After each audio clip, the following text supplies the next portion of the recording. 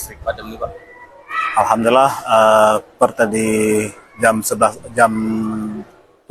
malam tadi kita sudah supply secara emergensi dari PLTD sebesar 800 kW untuk objek vital seperti rumah sakit Datu Beru, kantor PLN dan juga kantor Telkom, Polres, dan Kodim, dan juga pendopo dan juga kantor bupati, tempat posko terpadu yang kita layani dari PLTD secara emergensi.